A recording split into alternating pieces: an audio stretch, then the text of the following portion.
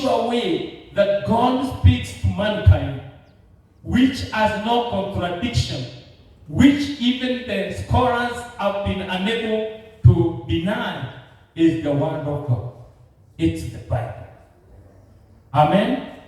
But this other direct way of God speaking to his people, in sometimes you see a wind and you think this is where God is, but at the end of it, you find it is wind Katarina. You find it is wind ile watu wengine wanasema wazimu ile ya kusunguka, and God is not there. But in the past, he has spoken through the wind wheel. But you cannot put that it's only the wind wheel that God speaks through, because he is God. He is not limited. Hawezi mshika mateka. Yeye ni Mungu. Amen. Ni nini iko ngumu ama mnanipata? Tunaelewa? Are you getting the message? Bwana asifiwe. Now, sometimes he spoke through a small voice and people heard it. But does he only speak with a small, still voice? No. But you see, some of the denominations believe because God spoke more than twice in a small, still voice, that the only way you can go and repent your sin is by going to a certain corner and somebody is hiding the other side, and then you tell him in a small, still voice, forgive me my sins, because I don't want to shout, I don't want to scare God. Is that true? No. God does not only speak in a small, still voice. He speaks in many ways. He can speak to you in a very different way from the way he speaks to me. He will speak to you in a very different way from the way he spoke to those people he was speaking to. And that is why when you hear a believer, and not only a believer, a serious believer, and not only a serious believer, a sheep believer, muamini ambaye ni kondoo, si mjanja, si mjuaji. Yeye anajua uhai wake umefichwa katika Kristo Bwana. Huyo akikuambia amezungumziwa na Mungu, you better believe it. Sadiki. Kwa sababu Mungu haombi yoyote ruhusa kuzungumzia Pastor Francis. Hawezi kukuomba ruhusa. Utakuwa nani wewe ndiye kuomba ruhusa? Bwana asifiwe.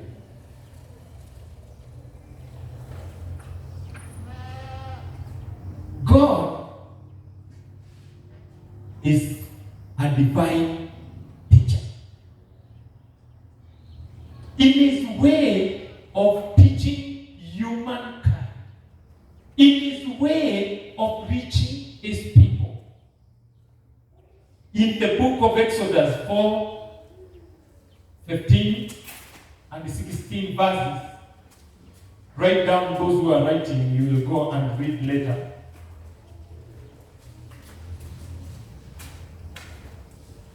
Divinely, God is reaching his people. Reaching his people to correct them. Reaching his people to tell them about where they have gone wrong.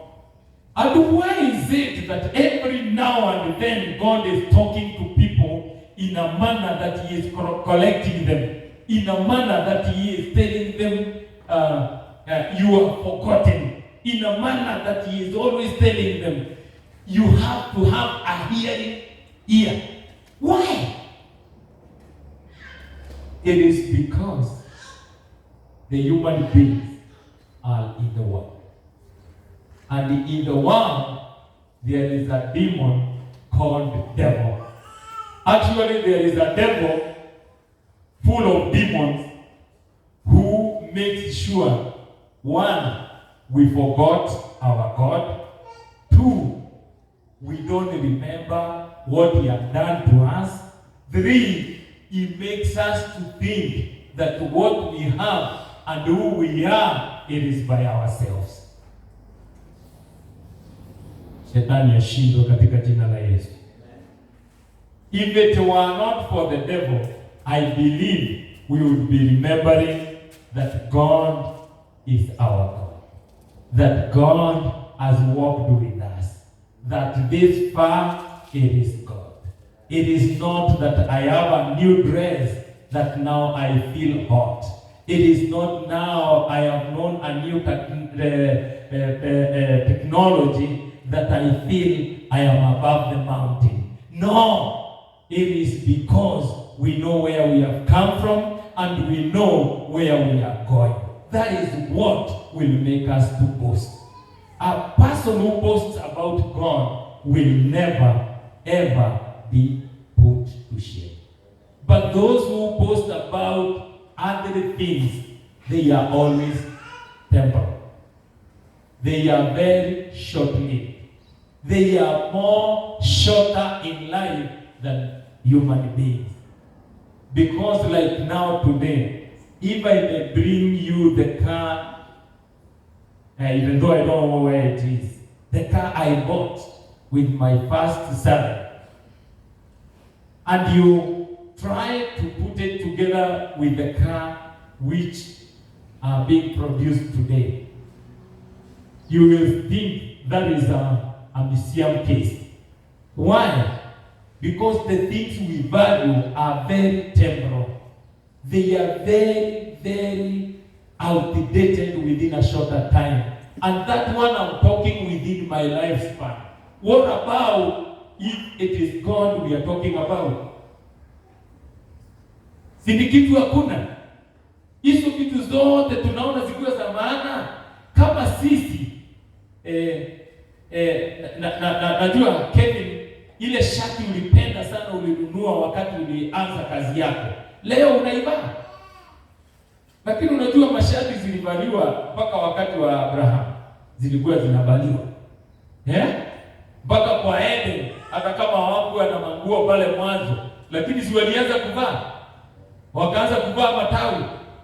Hizo nguo zilikuwa za value sana wakati ule, kabla wajue kuniti na kabla wajue kushikanisha, kabla hata wajue za badala ya matawi hii ingine ya migamba ya ndizi ni better and it is warmer. As they continue discovering, the other things are very short-lived and they just wear away. So it is also with people who have been using skins of the animals. Also, they are very short-lived. I remember I used one for about 6 weeks, because in our place, when you go for circumcision, you have to get the skin. And that is what we were using by then, not now. The world has changed. And by that time, my skin had really changed. And I understand it is because I didn't wait for it to dry well. So it didn't go very well. In the 6th week, it was finished. What I'm trying to say is, in the world today, there is nothing that we value so much which will be of any value the days to come. In my store, as I was looking for some stuff to bring to Eda, I found my first typewriter, which was electrical. In Nakuru, by that time, as a private entity or a business person, to have an electrical typewriter, I was among the best. But today, I even was wondering, what is it? You guys, have you ever seen a typewriter?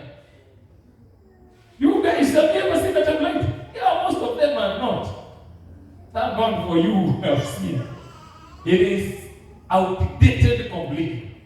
By the time we were buying, it was something of that. I also saw a very big machine, actually bigger than this speaker, which we were using as an exchange line. That in my office, we could have all the lines there, and then they were being controlled by the secretary. Today we don't need it. But by that time, we were buying it for, I think, 24,000. And that 24,000 on those days, it was not little money. I'm telling you, it could pay your university up to the end. But today, it has no value. Now, I was asking, the people who sold to us, did they know that they will be distant? I think they didn't know, because human being is limited. Every time you discover a new thing, you think Christian. But when it comes to God speaking to a man, you are assured that the same voice you have heard today, even in the life to come, it is a voice which you will be young, and you will be cry, and you will wish it will speak to you, especially at the gate of heaven. You wish God will speak to you. Even here, we wish God may speak to us. Then the other thing is that a human being with a lot of limitation. I don't want to use the word disabled, because you will throw stones at me. But actually it is the correct word. Human being with all the limitations that we have. That is why we are not able, especially for the young girls here, they are not able to know who is their husband. If they knew, they would not beat about the bush and being shuffled here and there by these other young men in the name of a husband. True? And don't think you are the only one. Even the boys would not want to spend on people they are not sure that they will be their wives. They would also want to eat. Correct? Are you getting me? They would want to eat palipo. Kugonga palipo si mbaya. Si ndio? Kwa hivyo, every time a human being is limited, and there are things that we would want to know. Now, the only person who can make us know and know that what he is telling us is true and good for our life is God. That's why you see in confusion, there is these people we call Taliban. You remember them? And there is these other ones from Somalia, they are called what? These bombers, these yeah? Al-Shabaab. Because of confusion, they are cheated by the devil that you don't need to look for virgins here on earth, because if you go and kill non-believers in quotes, you will have 11 virgins in heaven. You think God is unjust? You can go killing and then you'll be given the virgins?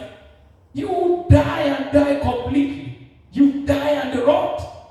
You get nothing. That's the lie of the devil. So for you, my brothers and sisters, let me assure you, the best husband, the best wife is found in Christ Jesus. And God is a God who matches people. He knows, because we have learned together that even before the formation of the earth, God knew us. So if He knew us, He knew who is the correct person.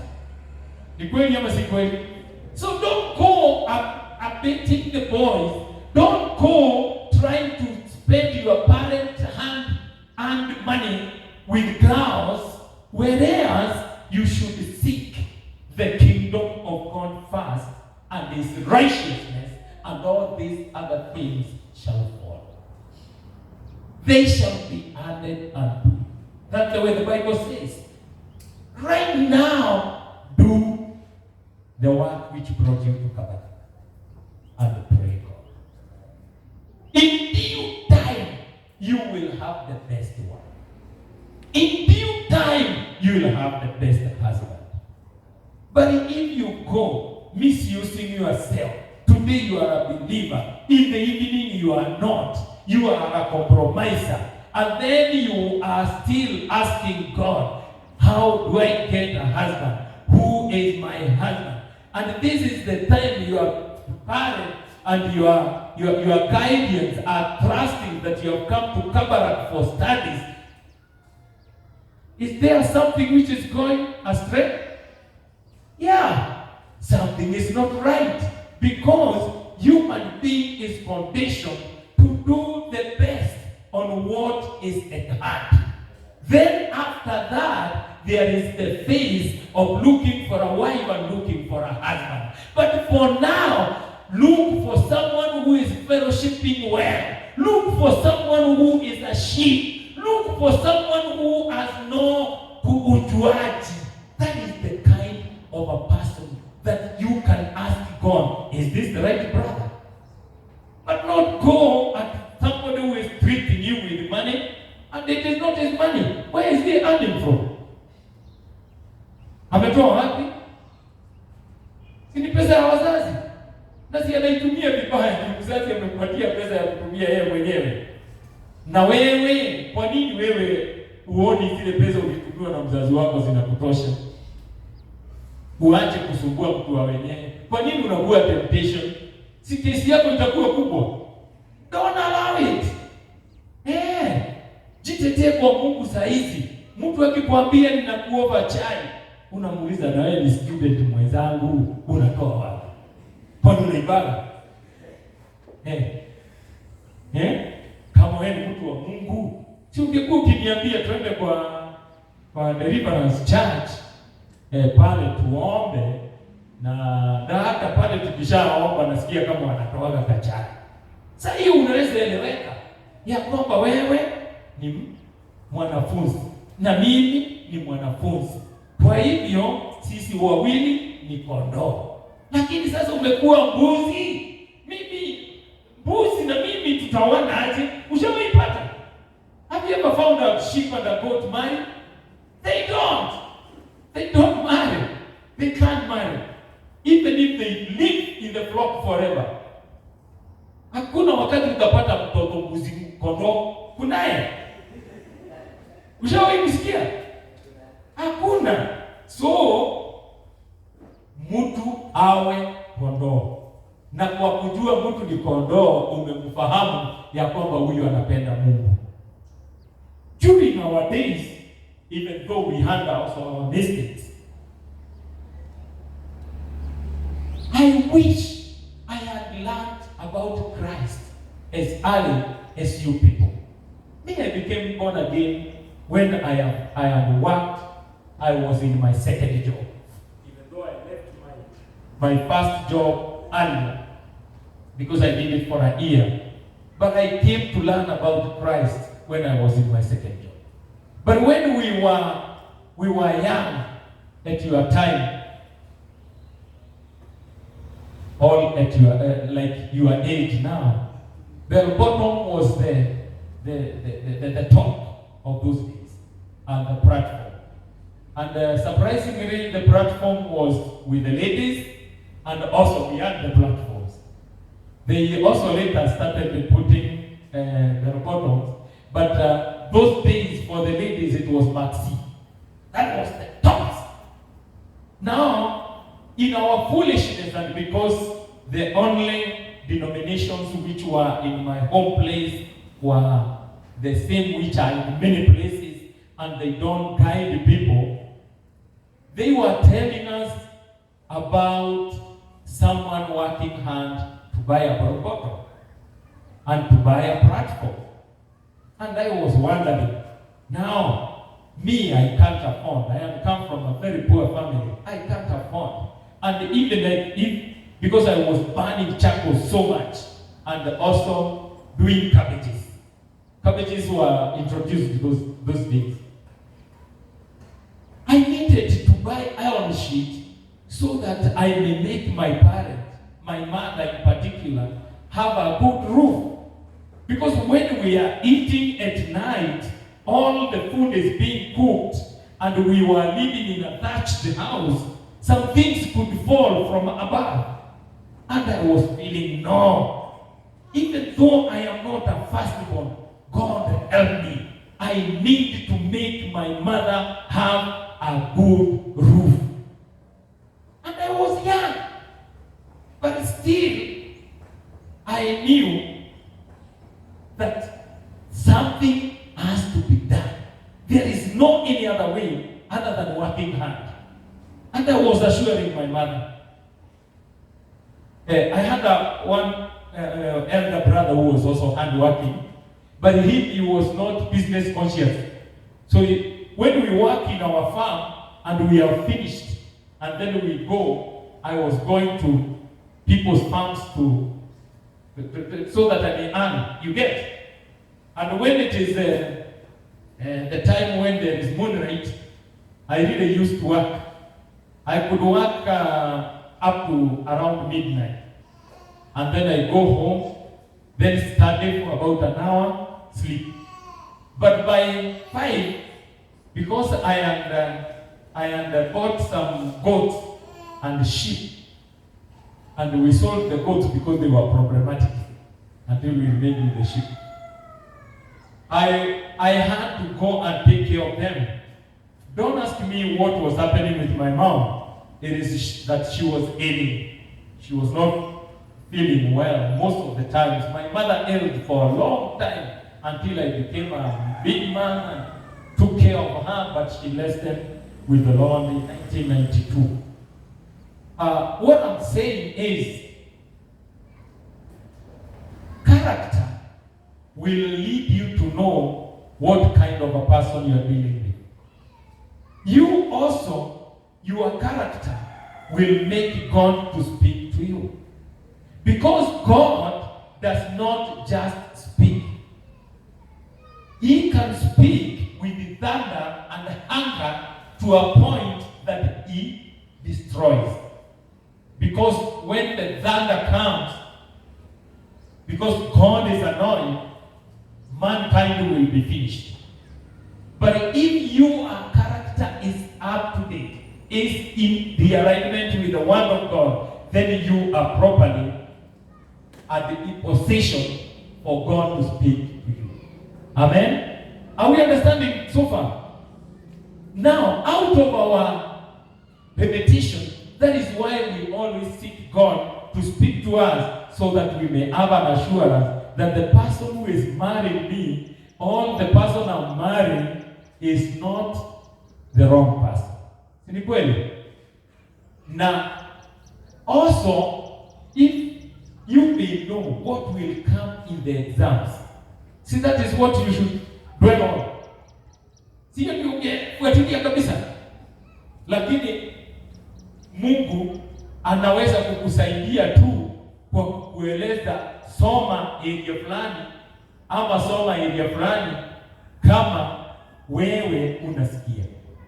Lakini kutaka muujiza tu Mungu akuzungumzia kwambie karatasi hii itakuja na wewe auzingatii, no, it will not work. You must create a relationship. For God to speak to you, the love must be valid. Did you get that? Hauwezi kuchukua mbegu unaenda kichakani unaenda tu kupanda. Na vile nature ilivyo ndivyo Mungu pia alivyo. Never, it can't be. You must realign yourself with the word of God for God to speak to you. Amen? And God is speaking. Even now, God is speaking. That's why He spoke to you to come to church. Did you know me 3 weeks ago? You didn't. Or 3 months ago? You didn't. but you knew there is God. That's why you came looking for a church. That's why you came, so that God may speak to you. The same way I'm speaking to you is one of the ways that God can speak to my heart. Through His divine teachings. Teachings from His word, teachings from His oracles, teachings from the impressions of what He has done to human being, what we call miracles. Amen? That is how God speaks to us. The topic is a bit wide, and I think with the time we will have I will talk to it, through it possibly another Sunday. But the best example that we have of an innocent person, but someone who is realigned in the things of God, and God is speaking to, yet someone who is supposed to be in the system that can understand God and he is not understanding. It is well explained in the second Samuel, where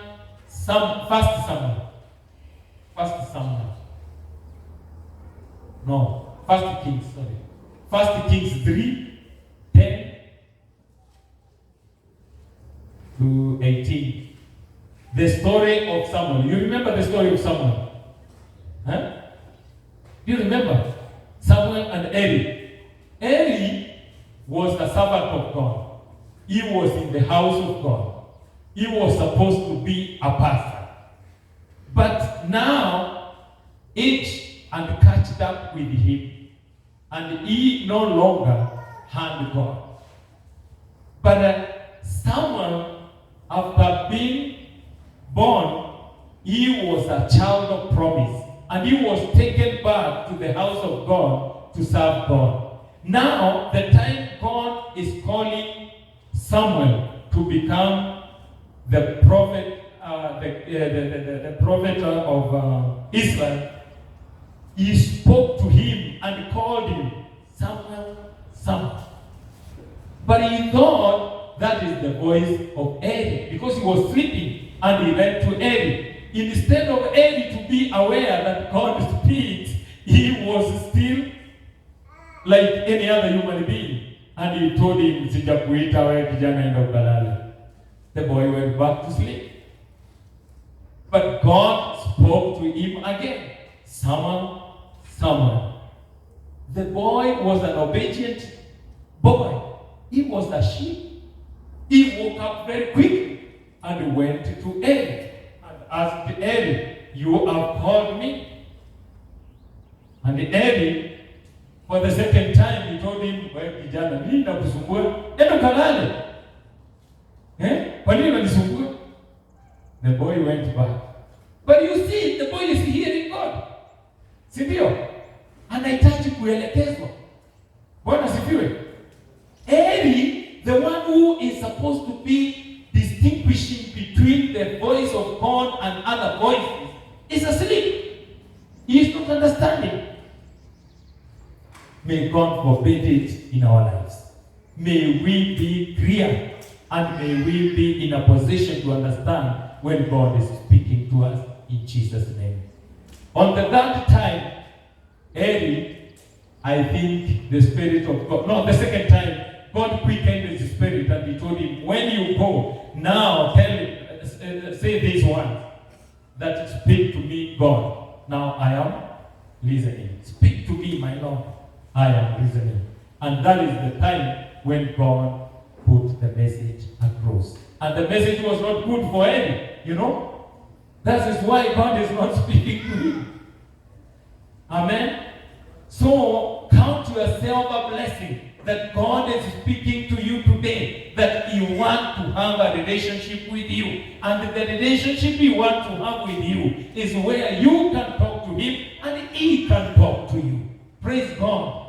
That is the relationship God is looking forward for. That God and you can converse, can talk, can share. So that God tells you what you should do, and you tell God what you are going through. Bwana asifiwe sana. I will ask all of us now to stand.